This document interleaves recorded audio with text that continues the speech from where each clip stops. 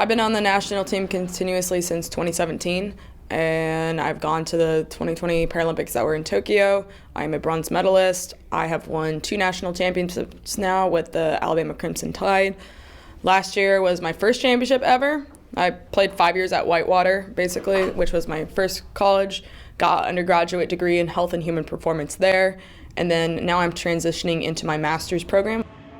I got injured when I was 13, and I was probably played 6 or 7 years of able-bodied basketball before I got injured. I did yoga, didn't know I had a birth defect, basically did a downward dog, got paralyzed.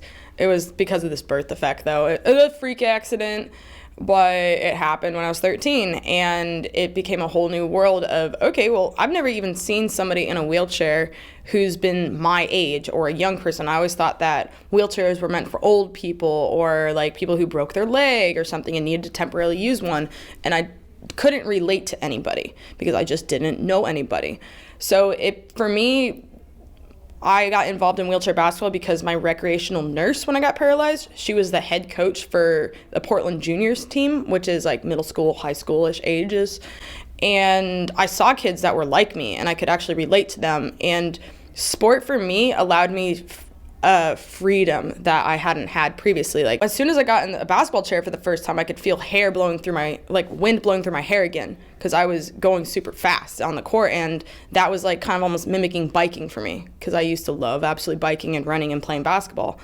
So it provided an outlet for me with people, as well as just physically being able to go do stuff and feel like I was kind of normal again.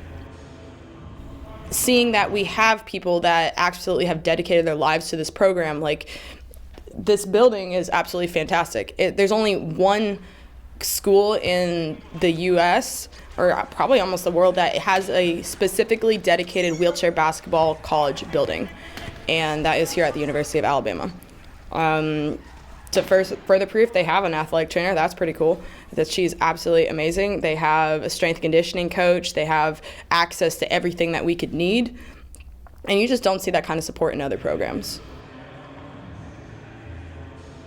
My favorite memory is hitting the game-winning championship shot. I thought that was going to be my last shot ever, or like my last game ever to win a championship, and I never won a ring before, so this was kind of like the old senior's last hope kind of bit. And thanks, like my teammates set some good picks, and everybody, it just worked out where I was the one that took and thankfully made the game-winning shot, and that the feeling of absolute utter, like, is elatement a word? I don't know. It was fabulous. Crimson Tide players and Illini players fighting for position here on this inbound. It's going to be Silberman. She'll get it to Zurbrugg. Zurbrugg trying to get as close as she can. 3 seconds on the clock. Up. In! It's in! It's in! Lindsey Zurbrugg puts the Crimson Tide up 50-48 with 0.7 seconds left.